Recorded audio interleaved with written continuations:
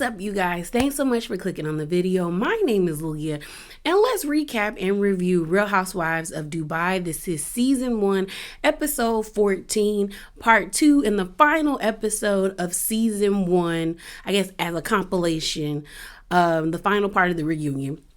So I know I'm late. But let's get into it. All right, y'all. So like I said, I know I'm late, but the truth of the matter is I'm not feeling it no more. If you get my drift.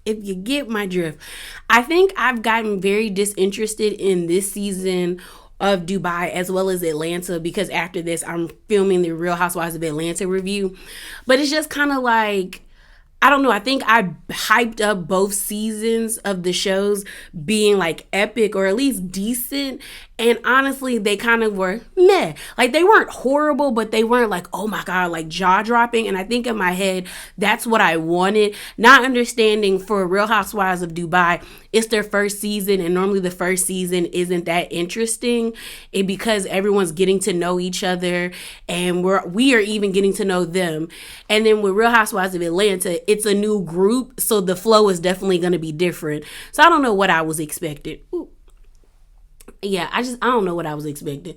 But let's get into it. So we pick up where we left off, where we have Stansbury and Lisa going back and forth. And Lisa calls Stansbury the wicked witch of the Middle East. Nina and Sarah were like, whoa. Brooks laughed. like Brooks was getting off on all of this mess. They then start going back and forth. Lisa's whole thing is like she never attacked Stansbury. And I call BS because she did. And Stansbury even said that she was like, you said I had fake followers. You said that that you were that Sergio, like, you were attacking my husband, you attacking my business. Ayan kept chiming in, and I was like, Ayan, just be quiet for a minute, like shh, like just listen. And that's the thing with Ayan, she doesn't listen to comprehend, she listens to respond. And we know it's a defense mechanism, which is totally understandable once we find out like what has happened to her. But as she gets older, she's gonna run into the same trap as Marlo, where it's like after a while nobody's going to like accept that as an excuse, because you are an adult and you have the means in order to get the help you need to correct your bad behavior. So I was just like, Ayan, just be quiet for a minute, sis. Like, just be quiet. So Lisa's like, I've never attacked your husband. And like Stansbury's like, you did, you called him gay. And Lisa's like, I never did that, and Sergio came for me first. I will say Sergio did come for Lisa first, but Lisa can't say she never called Sergio gay, because your actions vibe differently online, because you were liking things on Twitter when people were saying they felt like Sergio might be one of the kids, might be a part of the Rainbow Coalition. So it's like, you didn't call him gay, but you definitely was liking things that alluded to you feeling like he might be, or his antics were very much like gay antics, I would say, even though, you know what I mean. Yeah, I hope y'all get what I mean. Not trying to be disrespectful in any way. So they're going back and forth. They actually look inside the book, and there was an actual design, and Lisa had on the design, but I guess the designs are licensed, so technically she wasn't taking designs. She got the license to make these designs, so it kind of made Stansbury book like, girl, you didn't really know what you were talking about. They then go back and forth about mortgages. Lisa brings up Stansbury not being able to get a mortgage, and I was with Andy when Andy was like, y'all are all rich, which they are. So it was like the argument of Lisa saying Stansbury couldn't get a mortgage didn't hit, because it's like, she not broke. Like, it's just you guys are arguing who is the richest. And that never is like a dig to anybody, especially when it's like nobody's below the poverty line. We're all well above it. Like, lines here, we're up here. We get opportunity space, you know what I mean? So I was just like, Lisa, that's not That's not really doing anything to think you the way you think it is. Then Lisa shouts out that Caroline was in Jeffrey Epstein's like book, and then everyone's like, whoa. And then Caroline was like, yeah, I was in his book. I knew some of his friends, but I'm not a part of none of that. What's going on? So then Caroline calls, or Stansberry calls Lisa an escort, and that's when Ayan was like, that was low. And I'm like, Ayan, they're arguing. Like, girl, hush, just hush, ma'am. Just be mute for 1 minute. So Andy looks tired because he's like, I'm tired of this conversation. They really bypassed the whole Jeffrey Epstein situation. And then we get on to Lisa and Nina. I thought it was weird that Sarah blurted out that, oh, Nina is actually the richest. She has she owns 4 buildings like in Dubai. Like she's the richest. And Lisa was like, no, she's not. And I'm like, Lisa, I'm not gonna lie, Nina do look like she the richest. I'm not like, out of all of them, I would say Nina looks like she's the richest, and possibly either Sarah or Brooks. Like, no, low key, maybe Ayan, because Ayan is the only one that lives in an apartment. Everybody else is living in a house. And Brooks even says she got 2 houses. I would say maybe Ayan might be the least rich out of all of them based off of her living, but that doesn't really mean anything if you live in Dubai and the cost of living is probably way more over there than what it is here. But I would think Nina might be the richest.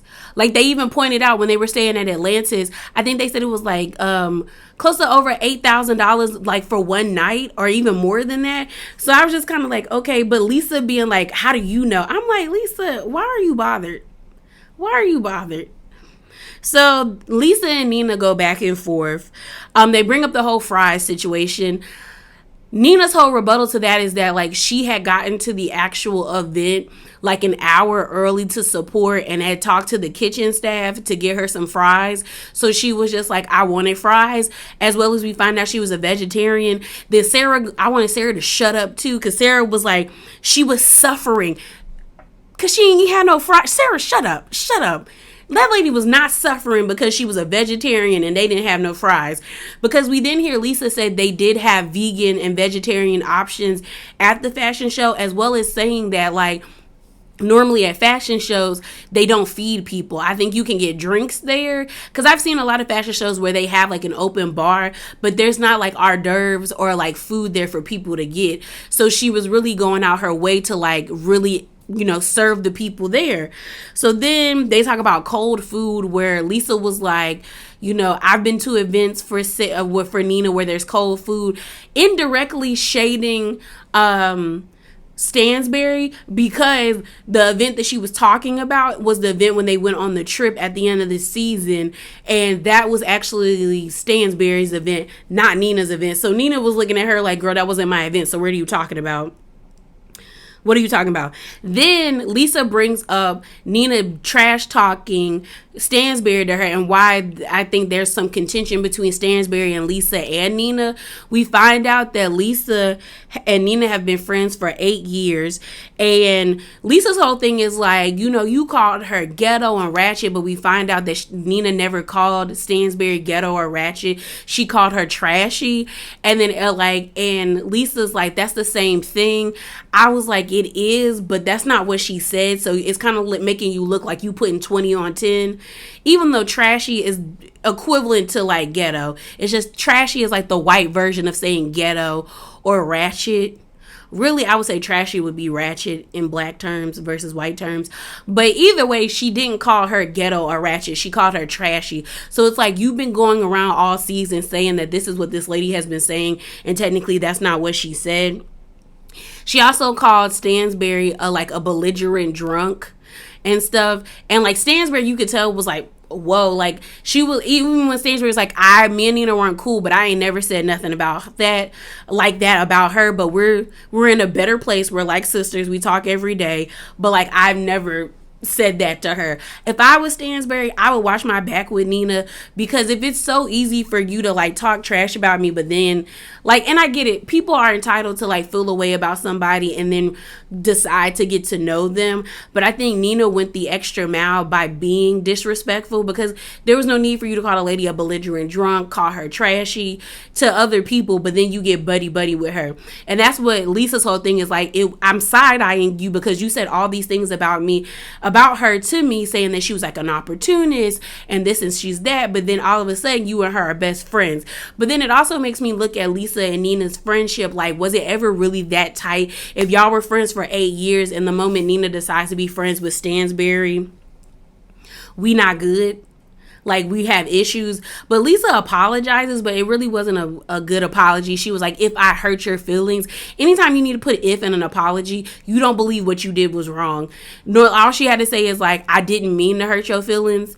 Like, if I, like, you know, I didn't, like, not even if, you're supposed to, I would just be like, look, I didn't mean to hurt your feelings. I'm sorry for that. And I would like to move on. Because technically you're taking ownership, but that also means, like, you ain't really mean to do it. So it's like, if your feelings got hurt, man, that's your fault. It's the same way saying if that, but take the if out of it. So Nina's like, yeah, we can move on. So they decide to move on. All right. So they took a break. So everyone's getting food. We see most of the ladies call their husbands. And then we see Brooks on the phone with Phaedra. I'll say this. This is the only time we need to see Phaedra is in this first season. We don't need Phaedra on this show. I've been hearing rumblings in the streets that supposedly Phaedra is going to be, or she's trying to like advocate for herself to be like a friend of the show on Real Housewives of Dubai, because I guess to be like when she flies back and forth, because I did hear that Phaedra might have real estate in Dubai and stuff like that, which kudos for her. But the truth of the matter is nobody wants to see Phaedra in that type of capacity other than if it's associated with Real Housewives of Atlanta. And I get it, she doesn't want to be on Real Housewives of Atlanta, but people also don't want to see her on this show like this. Like, okay, we get it, you and Brooks are friends, but we're going to leave it there. We're going to leave it there. Brooks also says she feels like she is team Stansberry because she feels like Stansberry is only responding to what Lisa is saying. But I feel like it's mutual. Like, they both been taking digs at each other. It's always been like a constant underlining, like, tension between them, and I feel like it's on both sides, and that's probably because they've heard negative things about each other from other people. Low key, I think is Nina. I do not think Nina is that innocent, and I don't know why this earring keeps coming out. Yeah, I just don't feel like Nina is that innocent. I feel like they've both been hearing things from and about each other from different people, and they just are allowing that to like cloud their judgment of trying to become friends and stuff like that. Then everybody comes back on stage. They actually talk to Ayan about the female, I think it's FGM, or it might be, yeah, I think it's FGM or maybe FMG, about what happened to her. She explains that there's 3 types of ways it can happen, where they actually like cut your clitoris off, or they cut the lips of your labia, I think that word they were saying, or they actually like sew it up, and that's what happened to her. They sewed it up. We find out that when she was married to her husband, because Andy asked like, are you a sexual being after this is happening? She's like, girl, I love sex, you know. I laugh about this stuff now, but she talks about how they were living in Brazil, and she was trying to, I guess, get it undone, but the Brazilian doctors there didn't know like what to do. So she was able to go back to Kenya and meet a doctor, I guess, who specializes in it. And that person was able to undo it. But she was like, I was fortunate that my husband was like, you know, we were together and he wanted to pay for it. A lot of women don't have that, which is horrible to think that people like, you know, cut that off. It's just messing with someone's area down there, whether you be female or male or intersex. No, like that is your special place, or like, and even if you don't want to call it, like, I know some people don't call it a special place, but that's a personal space. That's a better word. That is a personal space. And for someone to violate you in that way, at a young age, and to like how she says like you're being so trusting of that aunt. Like she said, I didn't even know it was going to happen. My sister was in the separate room screaming. This was my favorite aunt because she would make these wonderful pancakes. And so I just thought that's what we were doing. And the weird and crazy thing is that like the aunt who like was okay with this happening towards her two nieces is now like a huge advocate for stopping and like for human rights and for stopping this from happening to young women. And it's like, what happened to her where it was like the switch went off when she realized this wasn't right? And Ayan even says she like slicks resent her. Well, she's well within her right for that. Like, girl, you allowed this to happen to me when I was like 5, and my sister was like, I think she said her sister was like 6. And then now all of a sudden you advocating for it to stop, but that didn't click in your brain when I was that young to not do that. And Ayan also thanks Sarah about the hypnotherapy. They asked Sarah, like, why were you such an advocate for hypnotherapy? And Sarah talks about how, like, it taps into your subconscious, the area where you can't unlock. And Ayan thanks Sarah because she was just kind of like, after that, I felt like a huge, incredible weight was like lifted off my back. And I was like, I think that's wonderful for her. And Ayan apologizes to Sarah about calling her preachy.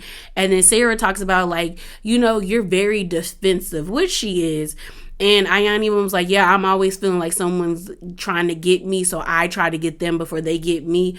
Which, I mean, the way her life has been, on guard 24/7. You would be trying to get people before they try to get you.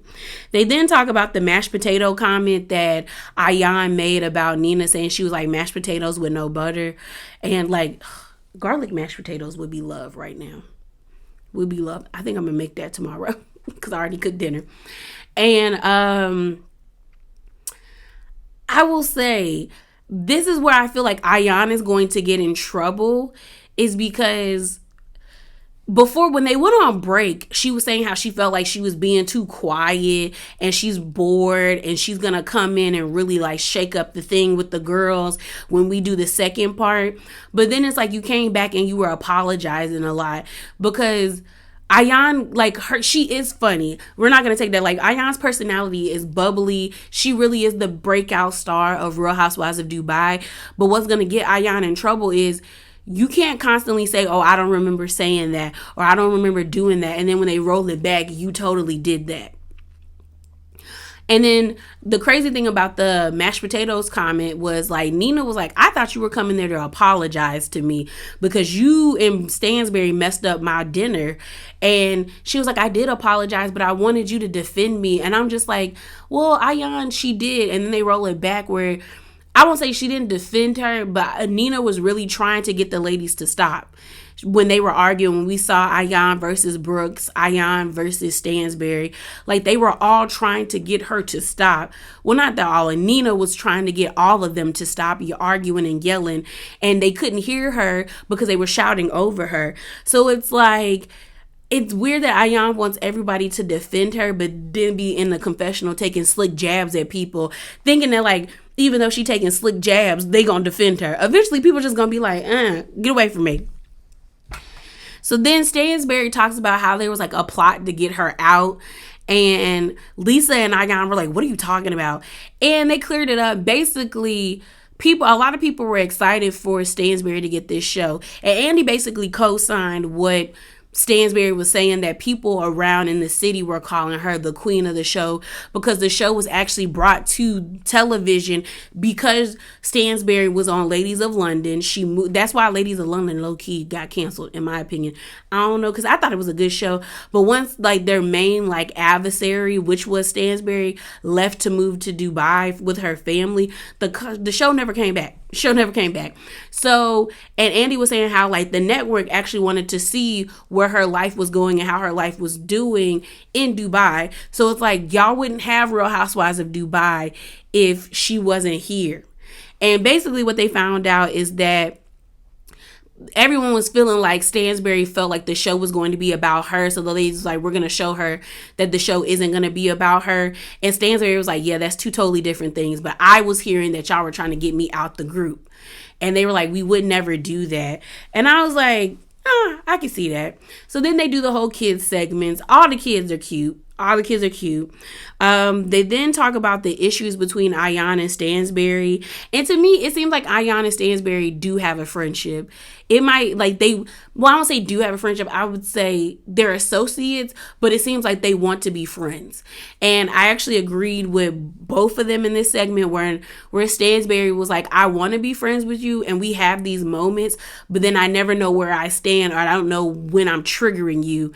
And so I just don't know. And then Ayan saying, like, I just constantly feel like you be coming at me and be throwing jabs, so I be trying to throw them back.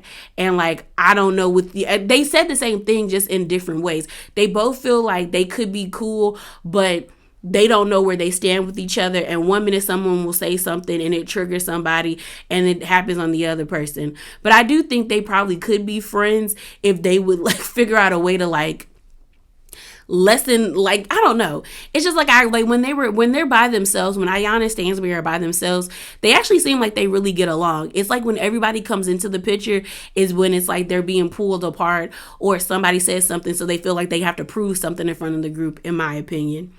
And then Lisa spoke up, and Lisa says, and y'all always constantly are blaming me, saying that I trigger her or triggers Ayan to say something, which is true because I felt that way too. But Lisa defended herself and was saying, like, half the time I be telling her not to tweet certain things, and I reel her in and pull her back, which that's probably gonna get old for Lisa too as the season continues, or as the seasons continue, because at the end of the day, Ayan is a grown woman and you should not have to police your friend.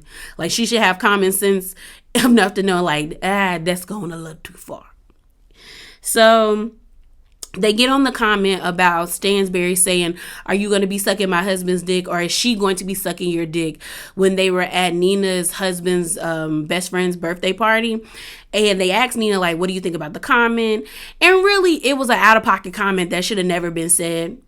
I got where Stansberry was coming from, and I thought Lisa and Ayan's trying to be like, well, why did you need to be said because Sergio was with us? Girl, that's her husband. My husband should not be siding with the ops. He just shouldn't. He should not be siding with my enemies. Like, if I'm in a battle with two broads, and even if I'm wrong, you stand beside me. And then when we get in the car, you tell me, Leah, you was tripping.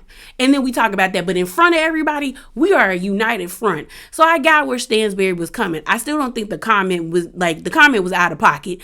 And had they been in Atlanta, Potomac, low-key, even Beverly Hills, or definitely New Jersey, you would have got a pop straight to the girl. Even in New York, the ladies in New York would have went off. So it's like, you're lucky you was in Dubai, where y'all not allowed to yell at each other in public like that, because that's just seen as disrespect, and you could get arrested or get fined. So I was like, Stansberry, but she apologized.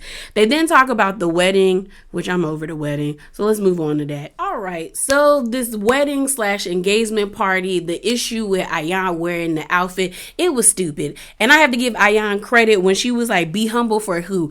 Yeah, girl, be humble for who? If you know I'm gonna come in here in some couture, or I'm gonna be styling and profiling like I'm that girl, you got to one up me. And my whole thing about this whole situation is that I don't even think Ayan looked that great.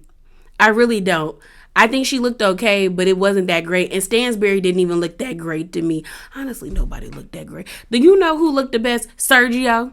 Sergio looked the best compared to everybody. But Ayan nor Stansberry looked that good to me. So I was like, you arguing about nothing, in my opinion. I will say, though, I was with Ayan, like, the whole, like, humble for who? Why should I have to water myself? Like, she was like, Ayan even said she watered herself down for Stansberry because she didn't want to take her shine. I mean, yeah, you should be humble, but, like, it's also a question. Be humble for what? If I know I'm that girl, I'm going to be that girl. Like Beyonce, I'm that girl. Like, what are you talking about? But, yeah, like I said, I don't think neither one of them looked that great. I just thought it was a stupid argument. I just thought it was a stupid argument. But Ayan was throwing shots talking about she got that dress off of Shein, and Stansberry had to let her know, like, girl, that was like a $1,200 dress. No, I think she said $12,000 dress. Like, what are you talking about? So it's just like, y'all both be throwing jabs at each other.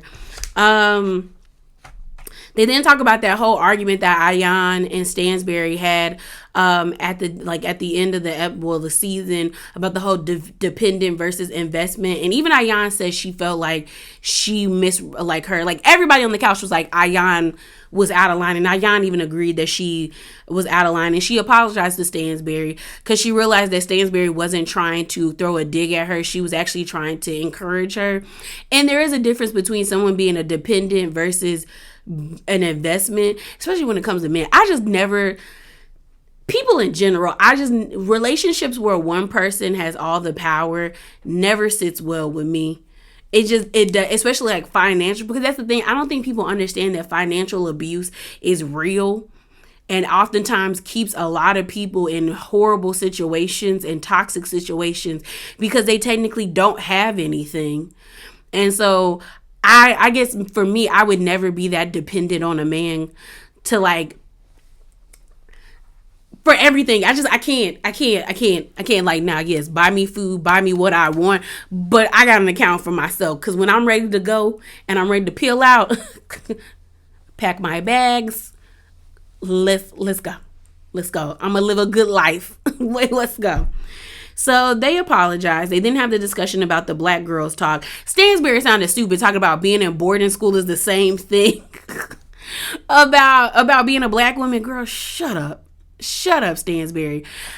Like what Brooks was saying was true. White women are often seen as fragile and meek and mild, while black women are oftentimes seen as strong and like nothing hurts them.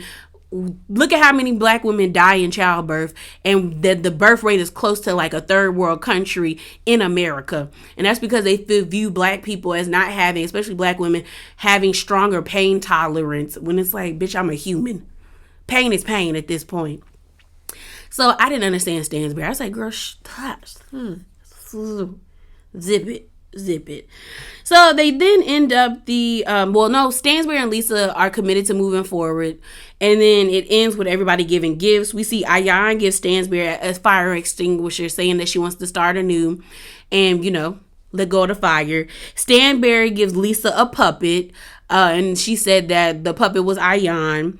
Lisa gives Nina a book talking about being better friends or being a better friend.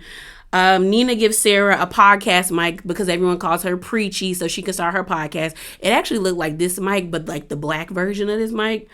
Sarah actually had the best gift to give to Brooks, a trip to the Maldives. That's a real gift. That's not even a shady gift. And then Brooks gives Ayan a dictionary and lemonade, like laughing off of like making lemons in the lemonade. So I guess all the gifts were supposed to be shady, but really Nina and Sarah didn't give shady gifts. I guess they don't have nobody to shade. They're rising above it. But yeah, that's how the season ended. I definitely think they're going to get a season 2. A lot of people were invested. I do think they might need to add somebody. I think because this is my thing.